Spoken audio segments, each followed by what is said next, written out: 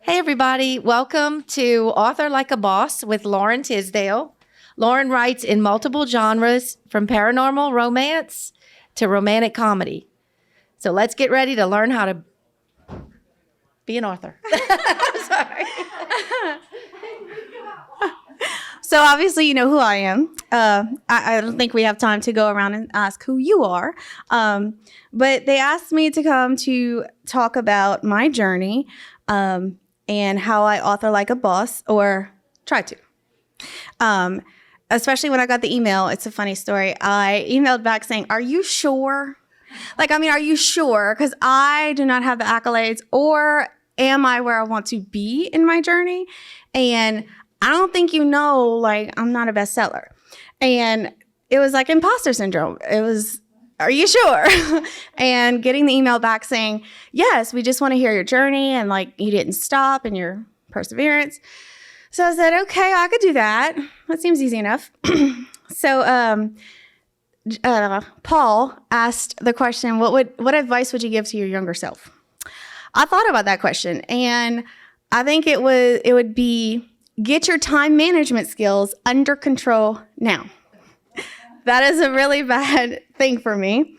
But I am going to explain how I try to author like a boss and why I am the accidental author. Yeah, it was an accident. Trust me.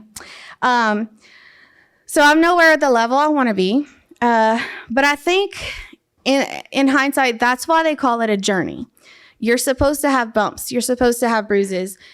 But it's all along the way to the destination. So when you get there, you can feel like you earned it. You can feel like it means more because you fought for that. So I'm not a bestseller yet. But the stories and characters that run through my mind are just insane, that it just opened this door that I didn't even know was there. But sharing those stories, it makes me happy, because if I can just get one person to escape reality for just a moment, dive between my pages of the books I write, and fall in love with the plot, fall in love with the characters, just for a moment, then I've done what I want to do. And that right there is the best accolade to me. So why I write? Well, I don't know. It kind of started, I guess I'll start with my beginning of the journey. It was accidentally, like I said. My mom was my best friend, and she passed away when I was 19, and we were really, really close. So she had this idea to do a screenplay.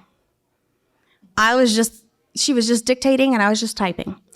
But I remember the main plot of the story. I wanted to finish it for her after she passed away. So I'm looking for this screenplay, don't know what I'm doing, can't find it anywhere. So I'm like, okay, I know the plot twist, I know the key point, I'm just gonna run with it. I added a bit of Tony Sacheras, I added some salt, some pepper, made a little story around it, don't know how, I just did. And then I published Circle of Secrets. And I was so green, very, very green. Writing a book was not the intent, but I did it with the help of a lot of writers that I met through writing fan fiction for True Blood. If you know the show. If you know, you know. So they really helped me grow as a writer, because this is not something when I was a little girl, I was like, oh, I want to be a writer. I want to be an author. That wasn't it. I wanted to be a lawyer. I wanted to be a FBI agent. I wanted to be all the stuff. But now as an author, I can be all the stuff. So in a way, cha-ching, kind of achieved my dream. So in hindsight, I guess it happened. Everything happens for a reason, as they say. But I was so green that I sent the rough draft to query people.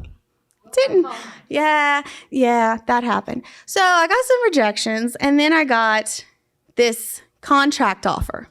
When I tell you I screamed so loud that my friend was like, "Who died? What's wrong?" And I was like, I just got a publisher. Didn't know who, didn't know what, didn't know why, didn't know anything. But I was getting an offer. So I accepted it. It was a small vanity press. Didn't know what that was at the time. It's just really like somebody who's publishing it and they're getting like a cut. whatever, they're publishing it, great.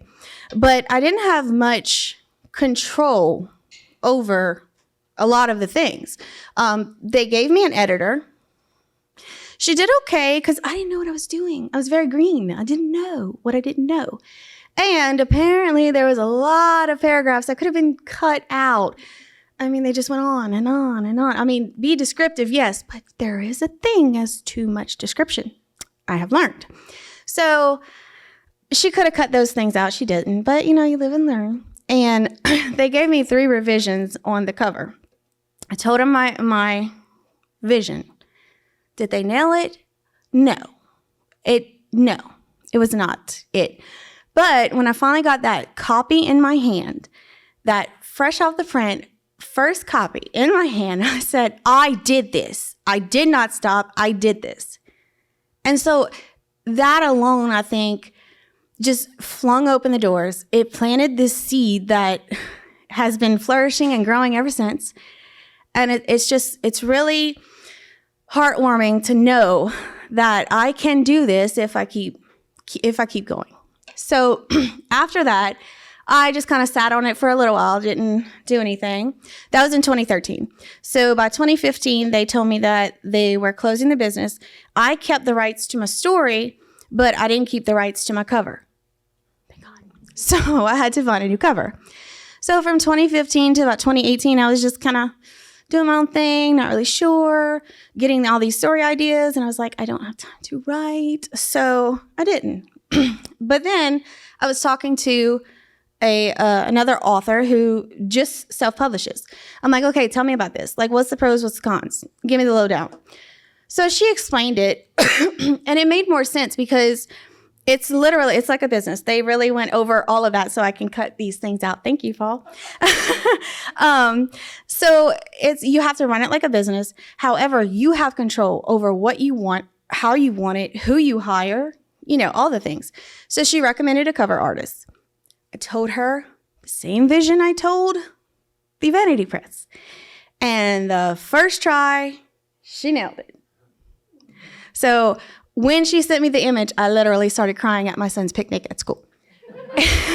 And people were like, I'm like, the cover is so beautiful. So I republished Circle of Secrets in 2018.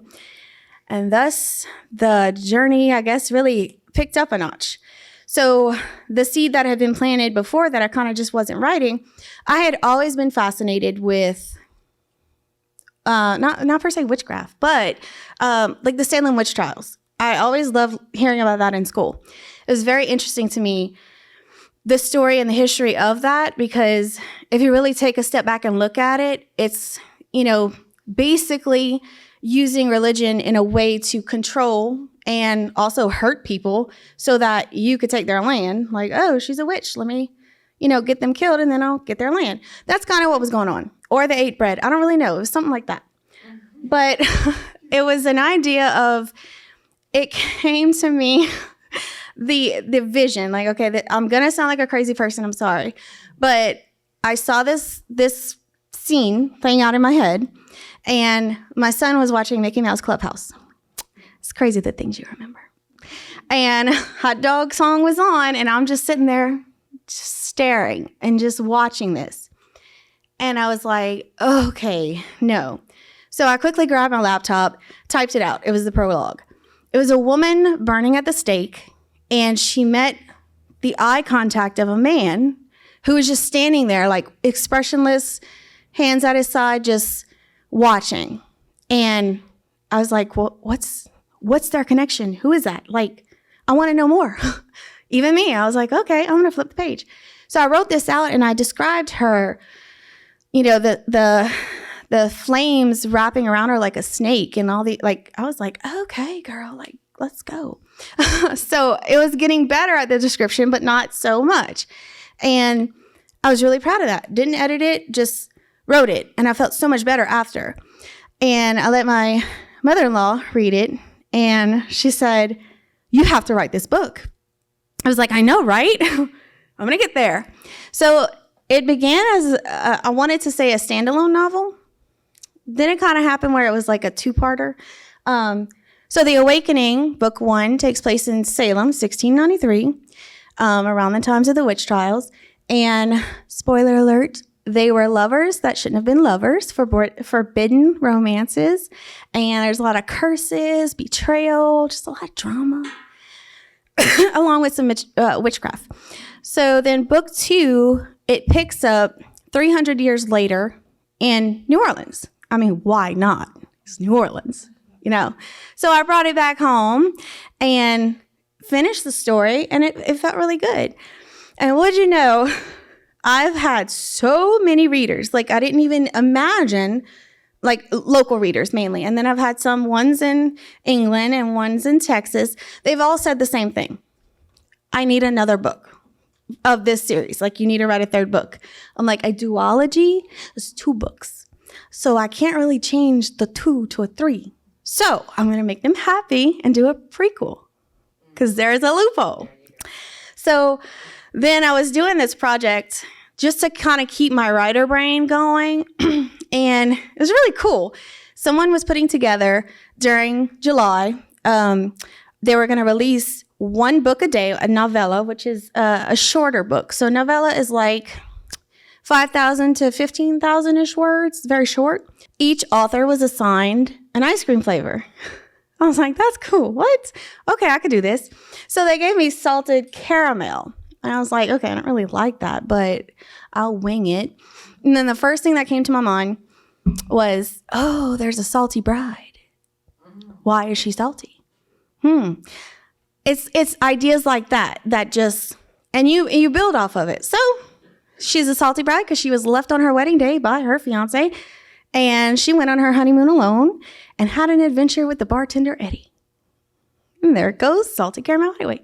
And we were speaking about covers and things like that, of how much it costs. So just for now to pause, Circle of Secrets cover cost me $90. The 2 after that, also $90 each. This was $10. And that is my most talked about cover. What? I just told her I just wanted like Hawaiian and just, I had to have the dessert on the front. I liked it. It was $10, but everyone talks about that. And I'm like, you guys, like, I didn't spend that much on it. But so it really doesn't matter how much you spend on it. If it nails the story, if it attracts some eyes to pick up the book and say, hey, what's this book about? Then you've done your job. So it's funny enough to say that, but that's where I went with that. And then in between, I wrote some, I guess you'd say flash fiction, but not really, because it's longer than 500 words. It was like a short story, so like 1,000 to 10,000 words. And again, they were projects. They said, this is the topic, write a book. Got it. Okay. I just wanted to keep writing so I didn't lose that spark. So Bring Me to Life was my first sci-fi book. Yeah. That was a try, and I'm not thinking that that's my genre. Because someone asked me, like, well, what genre do you write? And I'm like, all of them. Because I was like, you have to pick just one? Is that a rule?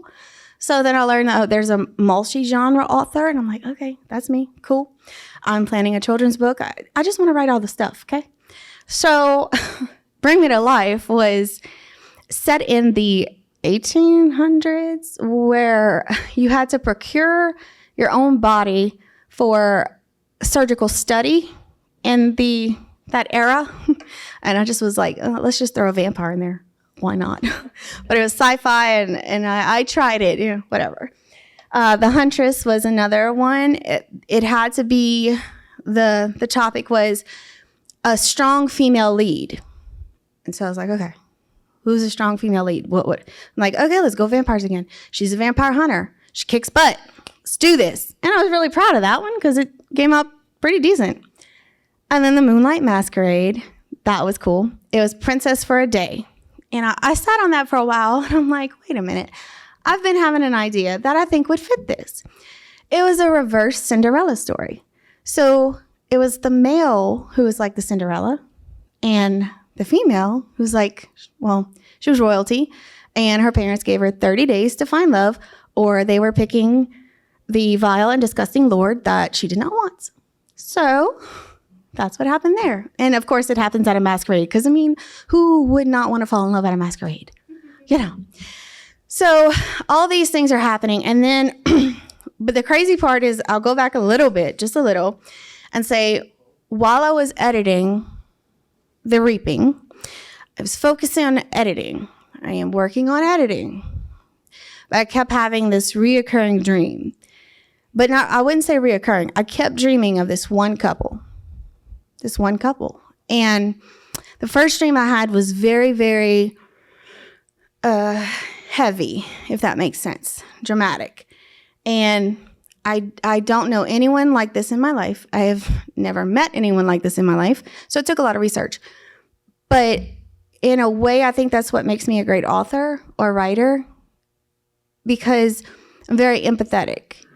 So I can read energies better. I'm actually learning more to hone in on that. Like, I can feel what someone's feeling. If someone's upset, I feel that for them. You know, you always say like, oh, I feel your pain. No, I really feel your pain. Like, you're stressing me out. But I literally woke up feeling this tension that they had. And as I'm trying to focus on one book at a time, it just kept happening. And I'm seeing their story play out not in order, just random pieces. And I was like, this is strong. Like, there is a story here. So I paid attention, wrote as many notes as I could. And when I finally got to write this book, when I finally got to open the page and start writing this book, I did not stop. My fingers were on fire. Every day I had to write 5,000 words, something. This couple meant a lot, and I don't even know why. And the story basically is a married couple, Jackson and Leah, and they're in a car accident for a drunk driver. And she is a dancer. She loves to dance, and she's a dance teacher. She's paralyzed in the accident. So it takes away what she feels like her life, because she's a dancer. She's not supposed to be in a chair.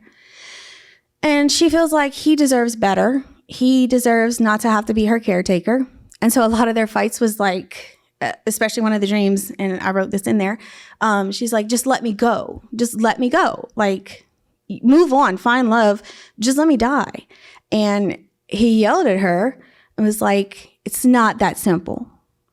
You are the love of my life, and I can't live without you. And it was just a very, very strong emotion that there was times I'm writing this and I'm typing ferociously and I'm just crying like someone's cutting onions, and I'm, you know, and my husband looked at me like, what's wrong? And I was like, I'm writing. But it's very heavy in male perspective, in male point of view. So that was a challenge. And I didn't want him to sound weak, but it's heavy, it's dramatic. So I asked his opinion, like, hey, I need you to read this like little part. Tell me if it's good. Like, is this manly? Is this like too much? Is help? So he read it, and I could see like he kept, doing that. And he said, I can't read this book. He refuses to read this book. And it was because it was so heavy and it was so deep and so real. And I remember the one thing he told me that really was heartwarming and really helped me keep going. He said, you have such a talent of really feeling something else of how someone feels and bringing that out in words. You're capturing the emotion in this, and it's a lot. So that was the journey of that. And there are a lot of other spoilers. It's a heavy book, so heavy. And I'm so proud of that one. Everyone asks, like, what's your favorite? That's the one. That made me cry. And every time I go to a signing and someone purchases this book, I also give them a pack of tissues, because, I'm a caring person, And a lot of people just laugh, and then I'll get a message, oh my God. I'm like, I told you. I told you this. So it's just, you have to be proud of what you do. And of course, I had talk about traditional, but we've already, traditionals and all that, self-publishing hybrid. But at the end of the day, I'm still on my journey, and I'm still going. I've paused a lot of times. I'm paused currently. But I somehow always seem to find my way back to writing. No matter what is going on in my life, eventually I get back to that, because it's my escape. I work 40 hours a week. I'm a mom. I have extracurriculars. I do a lot of stuff. So this is like my when I can kind of writing.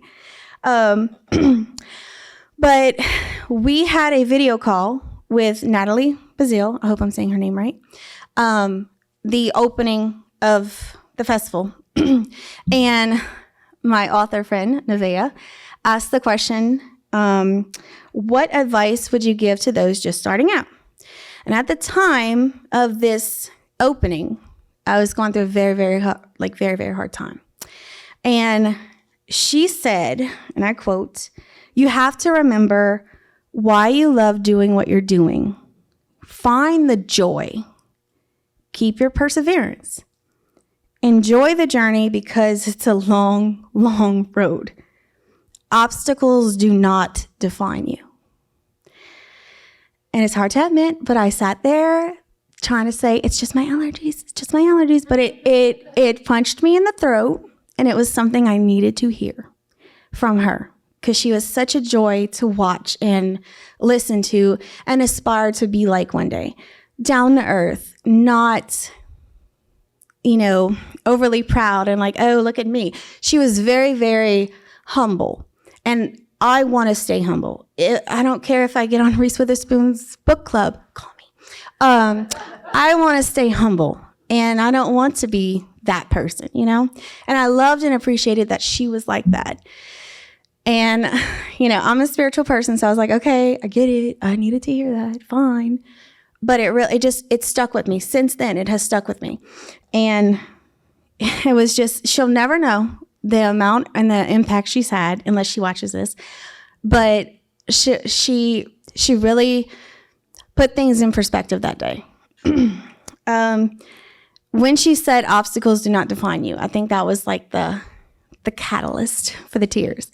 Because the obstacle at the time I was going through, and still am, I am currently getting a divorce after 16 years of marriage. But that's my current obstacle. And in a strange way, it has shifted my journey, not from writing, but in a different way. It paused me, but it pushed me to look at the bigger picture, to step back, look at everything. My son actually helped me with that. He said, you're seeing things in black and white. You need to close your eyes and see things in color. He's 13. So, but I did.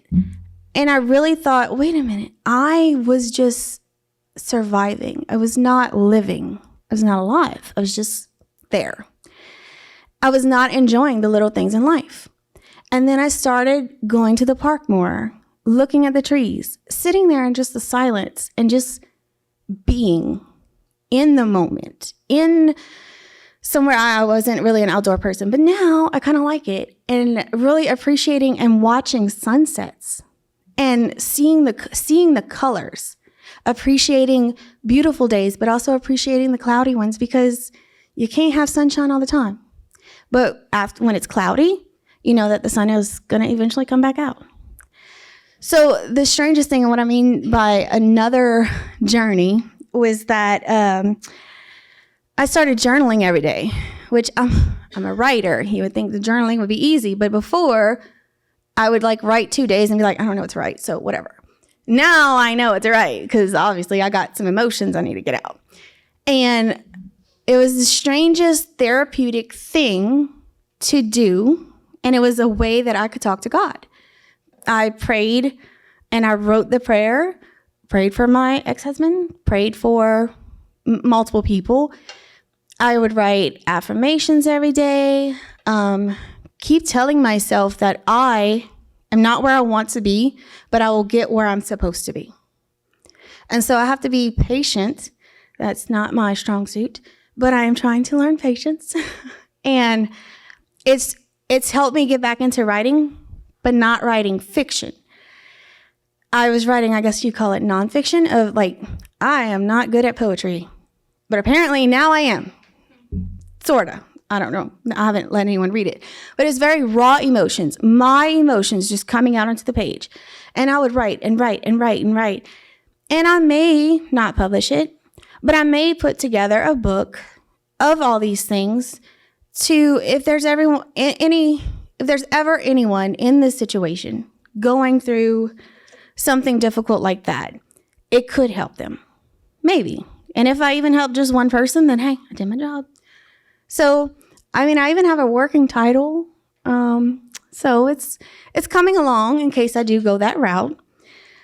But they make you stronger. At the end of the day, the obstacles will always make you stronger. And it'll make you a stronger writer.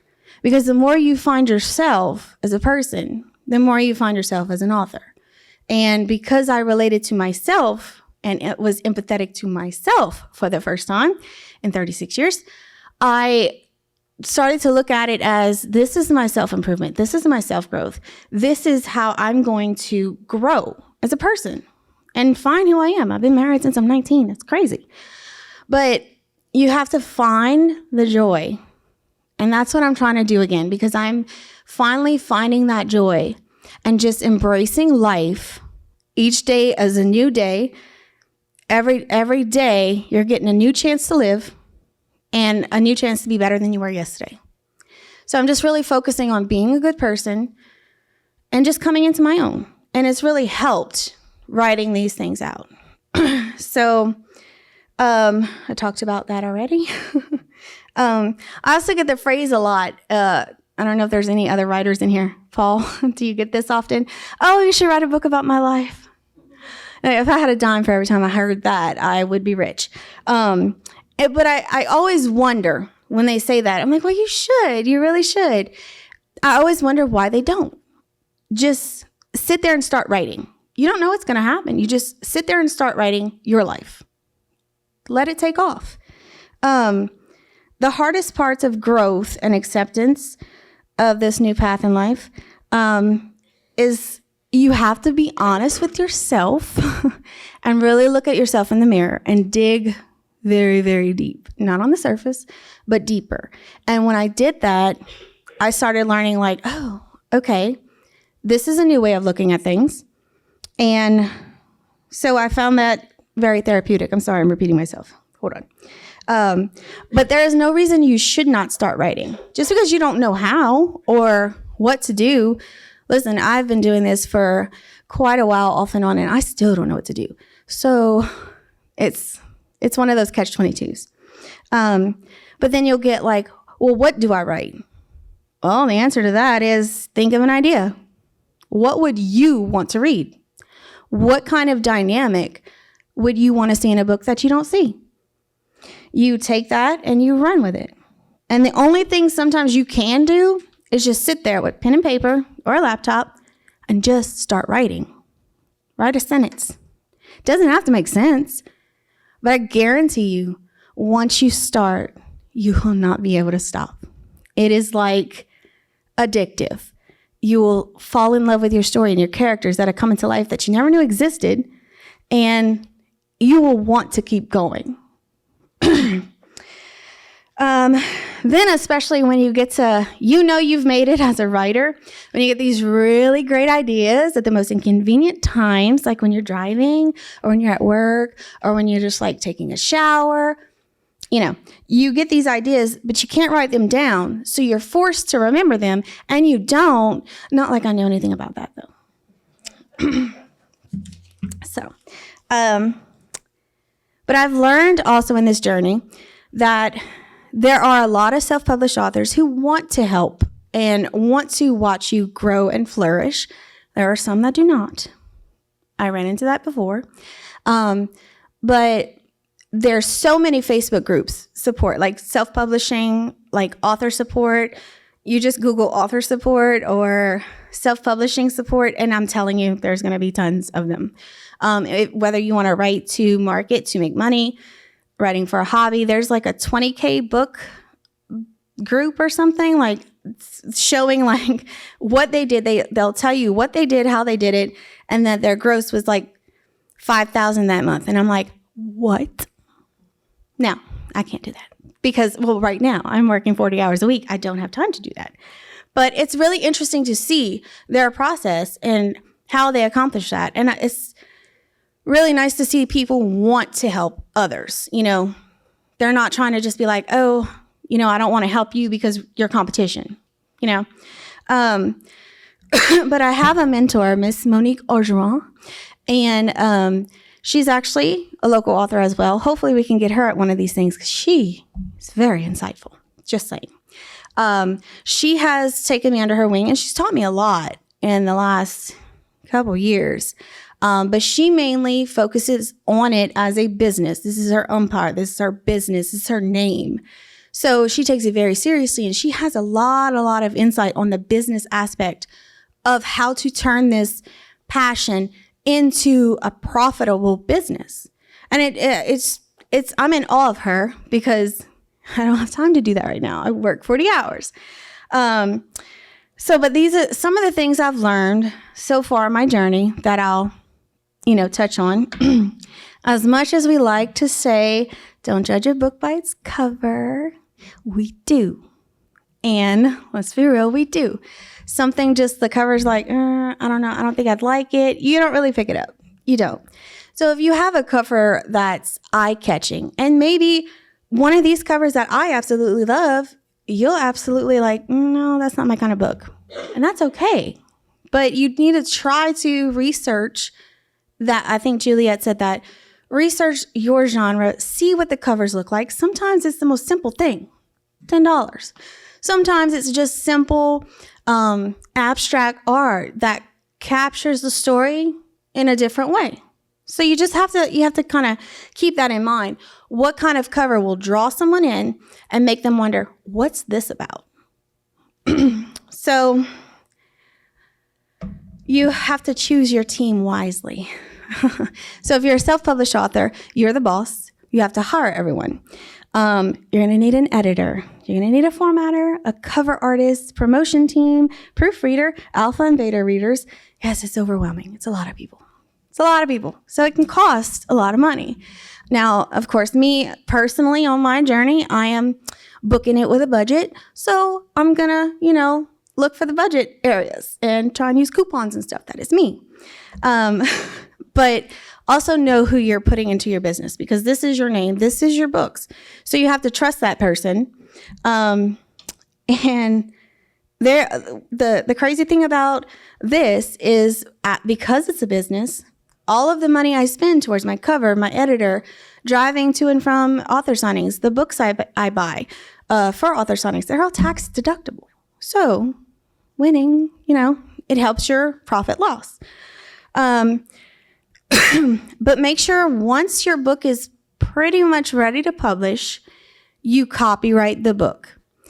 And the way to do that is you go to the Library of Congress website and you just register your novel. You would upload it with the title. I want to say it's like $65. And you get a certificate saying this manuscript is yours. So if someone ever tries to, you give it to an editor to edit it, but she takes it and runs and goes publish it herself, you can sue her and you have the copyright to prove it. So it's just protecting yourself in those ways that have the copyright, have your ducks in a line. And then there's marketing and promos. And if I'm being honest, my social media presence is not where I want it to be because I don't have the time right now. But when I do an in-person signing, when I go to an author event like Juliet was saying, when we do that, I sell more books than I've ever thought I could sell. And I think it's because I'm a more personable person. So I like to talk about my books. I like to explain how I got the idea, why I got the idea. And it really draws a reader into me just being like a person instead of just this person trying to sell a book. Like I can talk to you as a friend. And so I think that's why I sell more books in person than not. And then, of course, the other thing you learn about is the thing that I don't think authors really talk about a lot. And I'm not sure if they talked about this in the last session, but blurbs. Anybody ever heard of those? Okay, blurbs. So you write a book that's 90,000 words. You are proud of that book. You have wrote your butt off. And then someone says, okay, now summarize it for me. What? Like without giving like spoilers? Mm-hmm. Okay. Blurbs are not cool. They're not fun. That is what the information is on the back of the book, right? You look on the back of the book and it has those are hard to do. Very hard. Like, you could write a book, but you can't write a blurb. It's crazy. But the plus side of this is they have blurb writers. Just letting y'all know that. Look up blurb writers, and you can pay a freelance writer to write your blurb. I did that because you're kind of going all over the place. So it's like, help. Now, with every novel you release, every single one of them, you're going to learn something new and something different every single time after you hit publish. You hit publish, and they're like, oh, did you do this? No. Was it supposed to? Got it. So you make note of that. And then every single time you hit publish, you're going to learn something else. So maybe by the 35th book that I release, I'm going to know everything I should know. But then by that time, there's probably going to be more stuff. So don't be hard on yourself if you learn something later that you didn't know then, because you could just do it on the next book and then the next book. And, it just goes on and on. It's just like a cycle. But if I'm preparing anyone who's wanting to self-publish, if I'm preparing you for this, just be ready to know it's okay. You didn't know what you didn't know. Like Natalie said, there is a journey. It could be a long one, even with self-publishing. It can be a long one. Patience is a virtue, and perseverance is everything. Even if you have to take a step back sometimes, which I've done a lot, as long as you don't give up, you'll get where you want to be. You're not a failure until you give up on your dreams. And a dream is just a dream until you make it a reality. And the only person who can do that is you. So I write because it's my escape right now. And it helps. And of course, I want to share that with people. So that's why I publish them. And some write for money. Some write for fame. Some write for themselves.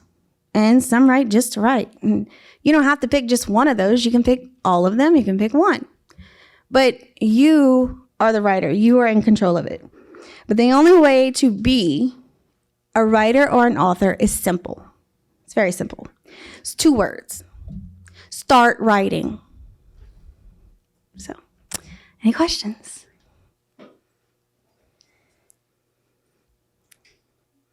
No?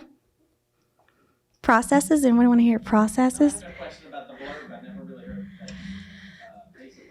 Yeah. What do you need to send them? A synopsis? Or Yes, like basically a synopsis with the spoilers, kind of like you do in a query letter.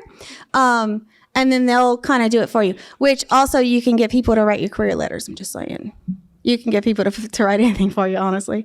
And everyone will have a different process. There is no 2 authors who have the same process. And what I mean by that is my process is this: write, self-edit, rewrite, self-edit, alpha reader, editor 1, revise, editor 2, revise, beta readers, revise, proofreader, revise, publish, and hope for the best. But that's my journey. That's my story. And one day, maybe you'll see me on Reese Witherspoon's book club or one of my books being a movie. And I love the support that I get. And I know we were talking about Louisiana a lot. The current novel I'm working on, Chasing Fireflies, is set in New Iberia in Louisville. I really love the sugarcane look, and I have a wanderlust so bad. So with writing, I was able to go to Salem. Not for real, but I was able to go to Salem, California, to an island, to the 1800s, to the 1700s. I'm writing something that's set in Miami. So I can travel anywhere when I write it. But the sugarcane fields and the Louisiana, just the way the moss hangs off the trees, the way things that, like the bayou, even the bayou that is like chocolate brown, is always beautiful. So I set it here, and it's just about this, country starlet who chases her dreams to Nashville, leaving her best friend Tucker behind, who's, in the rodeo business and the rodeo circuit. But his family is sugarcane farmers. And so I really wanted to showcase that about here, because it's a big part of the story, because that's where he comes from. And of course, there's romance, the best friends to lovers kind of trope. But it's really going to showcase what we have here. The Queen Sugar City. It's gonna, I'm gonna have a glossary of how to say stuff, because I know my England people or Northern readers are gonna be like, what's jambalaya? Or, they're going to mispronounce it. So I'm going to have a glossary in the front. And I'm just doing a lot of research about the fields here. I've been taking so many pictures just to share with people because we have a beautiful city. And I'm going to put it in a book. So, any other questions? No? I must have touched on everything. So, yeah, I'm Lauren Tisdale, and I'm online on social media. You can find my books on Amazon. You can find them all except these and The Hardest Goodbye. You can find them on Audible. So if you like to listen, they're on there. The Hardest Goodbye, I'm trying to get on Audible right now, and if all goes according to plan, the narrator will be from New Iberia. Yes, and he sounds really good. So if that works out, then great. If not, then I'll be hiring someone else. But it's a process. So thank y'all for having me today, and I really hope you enjoyed it.